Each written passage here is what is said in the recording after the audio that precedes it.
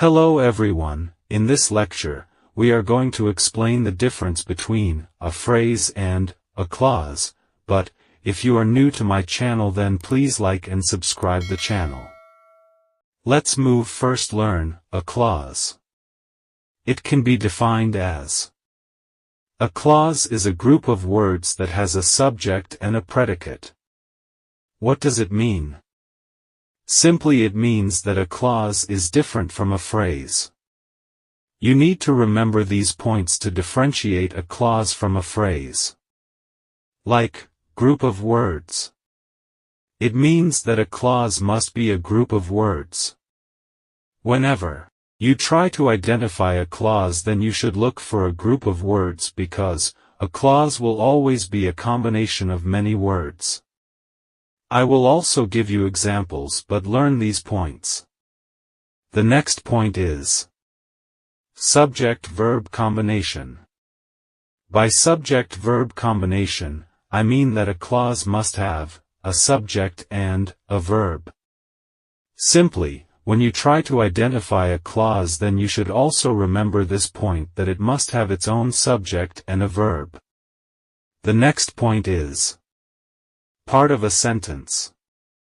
By part of a sentence, I mean that a clause must be a part of a sentence. This question must be in your mind, that how it can be a part of a sentence and have subject and its own verb. You are right.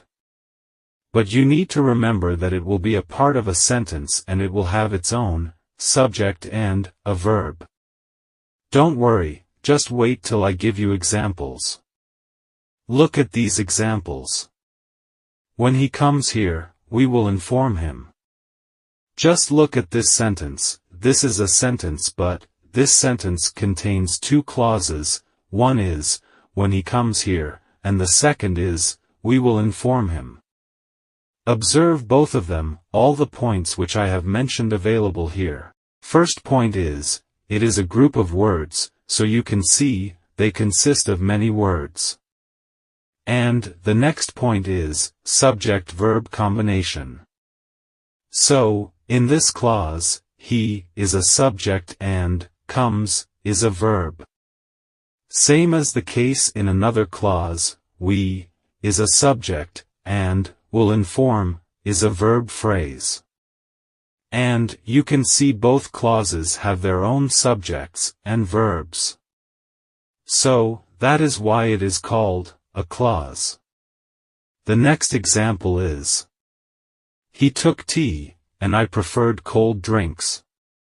Look at this example. This is also a sentence, but it also has two clauses. The first one is, he took tea, and the second one is, I preferred cold drinks. Just observe the first one. It is a group of words because it consists of more than one word. The second point is, it had its own subject, which is he, and a verb, which is took. And the last point is, this combination of two clauses made a sentence, but within this sentence, there are two classes. So, it is also a part of it. Before Smith leaves the room, they should gift him. Again, this sentence contains two clauses. The first one is, before he leaves the room, and the second is, they should gift him.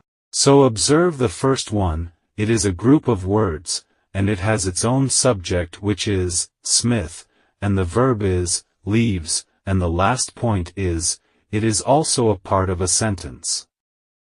On the other hand, a phrase can be defined as: a phrase is a group words which make sense but not a complete sense, and it functions as a grammatical unit in a sentence. What does it mean? Simply, it means that a phrase is nothing but just a group of words which gives meaning but not a complete meaning. And it will function as a grammatical unit like a noun, adverb, or an adjective, etc. If you want to identify a phrase, then keep in mind these points. Group of words. It means that a phrase is also a group of words. Therefore, Most people get confused while differentiating a phrase from a clause. But, you have to keep in mind that a phrase also looks like a clause. But, there are some distinctive features of a phrase. The second one is no subject-verb combination. It means that a phrase does not have a subject-verb combination.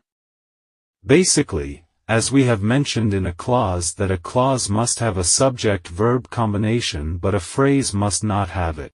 In simple words, you can say that a phrase does not have subject and verb agreement. Give incomplete sense. This is one of the main points, that a phrase will give us meaning but that meaning will be incomplete.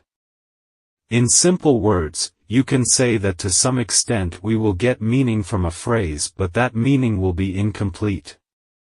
Function as a grammatical unit. By functioning as a grammatical unit, we mean that a phrase will function as a unit in a sentence like a noun, an adjective, and an adverb, etc. Just look at these examples. The book is on the table. Just look at this example. It is a sentence but this part, on the table, is a phrase. You can see, this is a group of words, because it is more than one word. And the second point is, it has no subject-verb combination. You can see that in this group there is no subject-verb combination. And the third point is, its grammatical function is an adverb. The next point is, it gives us meaning but not a complete meaning.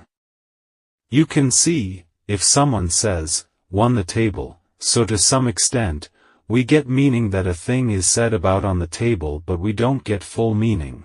It means that we get the idea about a thing on the table but we don't know that what is being talked about on the table. A book with a red cover is mine. Observe this example. The group of words, with a red cover, is a phrase, because it is a group of words, and it does not have a subject-verb combination, and the next point is, it gives us meaning but not a complete meaning. The last point is, its grammatical function is an adjective. Because it modifies a book. The boy standing near the girl is her brother. Again, look at this example. The group of words, standing near the girl, is a phrase. But the question is, how? So, the answer is, it is more than one word. The second point is, it gives us meaning but not a complete meaning, and the next point is, its grammatical function as an adjective. Because it modifies the noun, the boy. Well guys, if you have enjoyed this lecture, then please do not forget like and subscription to the channel. Thank you.